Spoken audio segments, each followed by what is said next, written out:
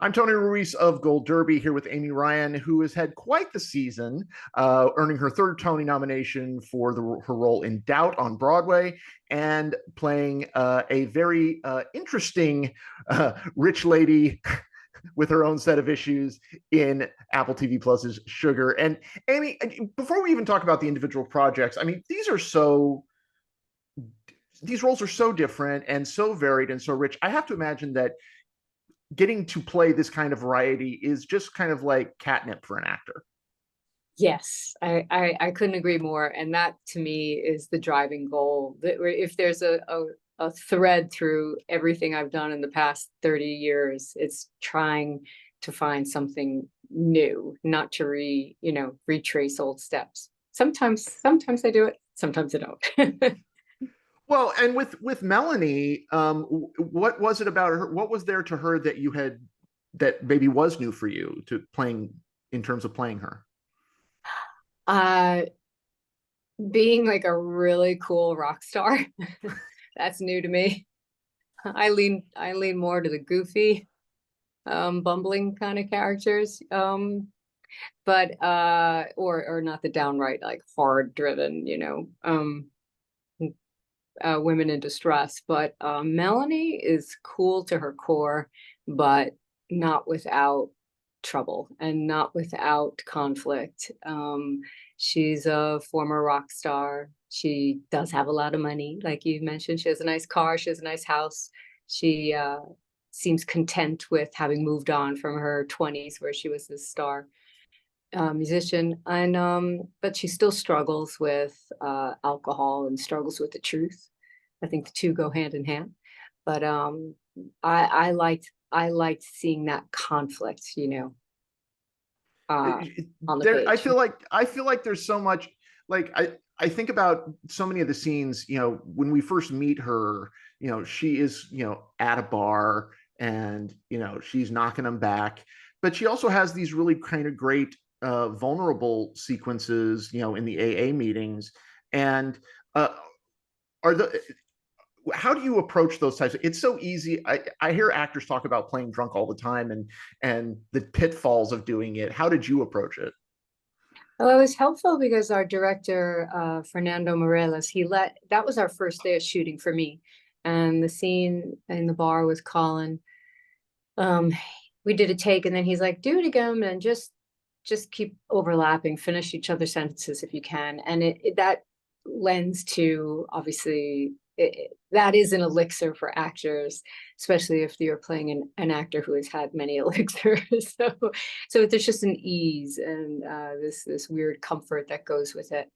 Um, and for me on that first scene, that first day, there is, no matter how much I do this, there's always that first day of school nerves, which you may relate to, seeing students being your students sometimes. But I lean into that fear because it's real and I feel unsteady always on that first day. So if I'm off balance, then I'll use that in the scene.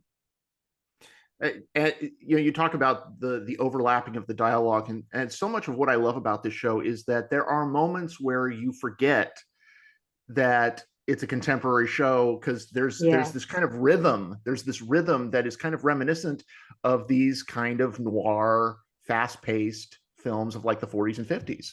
Right. And it definitely draws a ton of inspiration visually, even as you said, the rhythm of the language. But our modern spin on it, like Colin's character, for example, he's not like a hardened detective who isn't affected by the outcome of, say, a violent scene or someone else's predicament. You really see how it affects him, his head, his heart. He is human, and it's constantly reminding, you know, um, the viewer of that. There's deep compassion with all the characters, so it's not just a get from point A to point B to point C to add it up to find out who the bad guy was. That's not the point of the show. Yeah, and what I love is how the relationship between Sugar and Melanie kind of inverts itself by the end, in which he starts off taking care of her, and by the end she's also kind of taking care of him as well. Yeah, there's a real, because they're both they're two characters that have secrets, and there's in one sense there's an instant chemistry kinship that happens with them, but there's also a big wall, a guard up around them. So they might two steps forward, let each other in, one step back of their own kind of life experience to be guarded. And also, like, back to the modern take on the noir setting that our show is set in. Melanie in the 40s and 50s would be the typical, femme fatale woman in distress, and here comes the handsome guy to fix her problems. And here we lean more into true friendship, as opposed to just, two people who lust after each other. And it gave Melanie more to do, a bigger place to go in the end, as opposed to being a girlfriend who's like, and then what happened, honey? How was your day at work, dear? So now she becomes very much a part of the process. You mentioned Fernando Meirelles, the brilliant director, and this show has such a unique look to it, that is so heavily influenced by, even the episodes that are directed by Adam Arkin are all of a piece. And so I'm curious what that, you've worked with some great directors over the course of your career. What was it like working with Fernando? I'm always amazed when something visually, and the finished product of a film or a television show, when it is so removed from what you can see on set on the day, and be it with music or color correction or just certain angles of establishing shots that the actors weren't needed for, things like that. And I was floored when I saw this.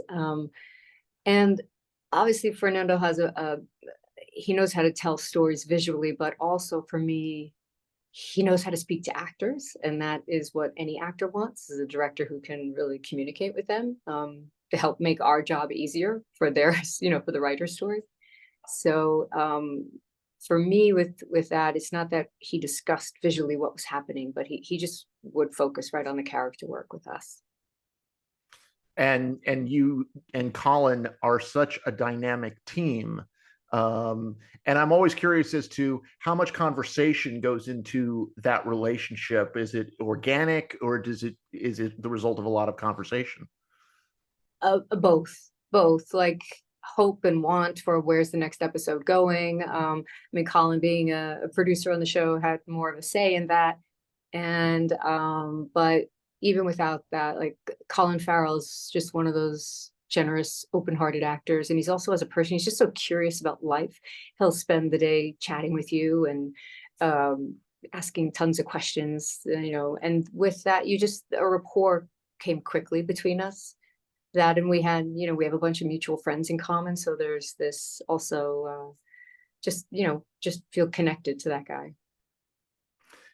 So you have this amazing kind of character work that you're doing on television, and then doubt happens. Doubt too many puns there, but so many puns. And we know the story. It's been very well publicized, what happened and you coming in.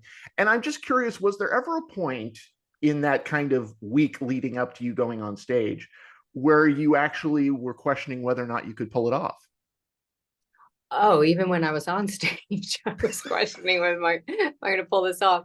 I mean, the answer to say yes to join came about fairly quickly, because it had to. They needed to know. The longer question was, okay, but how? And there were some tricks in the beginning, like scripts on the stage with me, when I would sit at the desk, and the audience was in on that. So there was great cheer in the audience, being on my side. But there was a lot of doubt there. And I had many just big aim goals, like, don't tank this show, don't ruin the show for the other actors, don't ruin the show for the roundabout, don't let them go bankrupt, like, and have to close the doors, like, but fear is a great motivator, and it made me get up at the crack of dawn and keep pounding the script. I'd read it twice a day and just drill it for hours before I could get to the theater. And it was running a marathon that I hadn't trained for, in terms of, you know, like it took me a while. It was 7 years since I was on stage before that. And suddenly I was like, oh, my voice, I'm losing my voice. I haven't spoken this much in a 2-hour stretch in a long time. Like it's a use it or lose it. So, but luckily I feel grateful that I was able to reinstate, you know, those theater skills before they went away. Well, you know, how the audience was in on it, and I feel like there's just something about an audience that that is like a lift to the actor, and I have to imagine that in this case, the fact that the audience was on your side, um, did that provide you a certain feeling of comfort, or was that more anxiety inducing? Well, um, like two things are true at once.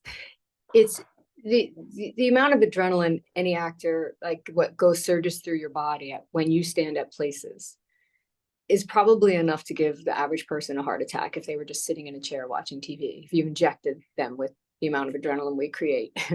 um, and there is a thrill, you know, you can hear them cheering beforehand before the play started because they knew the situation, and they're, you know, they're offering a round of applause of encouragement. But in my mind always goes to, there's got to be at least one out there who's like, let's see, or who's waiting for, you know, the big car wreck. Like Um, finding it's like finding the yeah, student who you know is not going to be listening to you. yeah. I mean, you want to reach everybody. And of course, if you don't, you walk away with the one you missed. Like, oh, how can I fix that next time? But um, there's also and the difference with theater, obviously, is like you can't yell cut, you can't do it over, you can't like, if you're feeling fearful, well, you just have to keep going forward. You just have to push through it. And, you know, soon after like a 2.5 weeks or so, that joy started coming back. I was like, I just, okay, I know where I am now. I've got my bearings. And I was surrounded with an extraordinary company of actors, and that was a great help as well. And once you felt that sense of security, uh, did that give you the freedom to kind of dig into this character even more? Oh, yeah. Yeah. I mean, I had to laugh. Like, there's always one moment, like about 2 weeks in, it was just a random line, and I thought it was my character offering that up as a suggestion. And then it was 2 weeks in, I realized the other actor had said that line 2 lines before. And I was like, oh, right. I gotta reread this play again. So I missed some of the nuance for sure in the beginning, but once we were up and running, yeah, definitely able to dig in. And John Patrick Shanley, I mean, his language is so like wonderfully muscular and confident for this character. And leaning into that was a great help. Like, you know, the words will pull me there to where I need to go. And you know, I always wonder this about, you know, living in the time that we're living in now. You know, you've done so many of the plays that are considered classics. You've done Chekhov, you've done, you know, Tennessee Williams, and you've done The Sisters Rosenzweig, which is one of my favorite plays ever. Yeah. And so I'm wondering where you feel like Aloysius and this particular play kind of fit into the canon. I mean, how do you think people will look back at this play 30 years from now? Well, I think, you know, the play, our production was the 20th anniversary. And when it was first produced, you know, we hadn't yet investigated the Catholic Church. So now, 20 years later, the play still resonates. And I think it resonates because you have, you know, two people on opposite sides of an issue. And Aloysius digs her heels in, some without proof, you know. She goes on her gut instinct, but, you know, there is this danger in that, as we see, you know, where we're becoming more and more a society that can agree to disagree, or, you know, choose sides without doing research or having proof. So I think there is the play speaks to that now. And I do believe in 20 years this play can easily be performed again, and we'll be talking about, you know, how it's resonant, you know, because even if you take out modern, like sometimes do plays need to speak to the time? Maybe they're just there to entertain and get you to think about your own life, your own issues, as opposed to a political world. And um, if you strip all our headlines away out of it today, you still have a really wonderful, well-crafted drama with a lot of humor in it in 90 minutes. Well, you've done so, you've been able to have a career where you get to go back and forth between screen and stage and television, and get to do it with such regularity. First of all, will it be another 7 years before you come back to the stage, or No, I are you? hope not. I hope not. This really whet my appetite for it again. I've forgotten how much I just love it. So Well, and what I wanted to ask you was, is this concept of, I've talked to many actors about the term character actor, and some people see that phrase differently. How do you see that quote unquote label? I see it as my ticket to longevity. That's how I see it. That might be the best answer I've ever heard to that question. It's very practical. Yes. But what do you look for? I will be able to move my face and and play other people, but I wanted to do that when I was 18. I didn't aspire to be an ingenue. I wanted, even before I was hired as a professional, like just making my family laugh around the dinner table, it was taking on different voices, taking on different costumes. I didn't have a set character. I would imitate everybody. So it was gleaning bits from other people's personalities all the time that got me excited. So when you make choices, what's the first thing that you respond to? Is it something in the character? Is it something in the writing? What drives your choices? I can tell, for me, if I read this script in one sitting nonstop, and then the wheels start turning in my own brain, like there's the story that I read and I'm connected to, but if I start daydreaming about the character, then I know this is something I'm going to lean into. Um, at the end, I want to just very quickly go back to Sugar, because at the end, and I don't want to spoil anything for people who haven't seen it. Yeah. But do you think that Melanie is in a better place at the end in terms of her journey going forward? Do you think about it, that where you think a character could go? Oh, for sure. I think this experience has changed her. Although I think, like, you know, I think when people change, they change. Maybe like that needle like goes like way off the charts, but it always settles back close to where the person was, but a few degrees above that for sure. I think it's softened her. I think it has helped her. I think she's committed to cleaning up her drinking habits and facing those issues. So in that case, yeah, it's an improvement. But yeah, I think she's in a better place. And she gets a dog out of the deal, so Yeah, a great there's dog.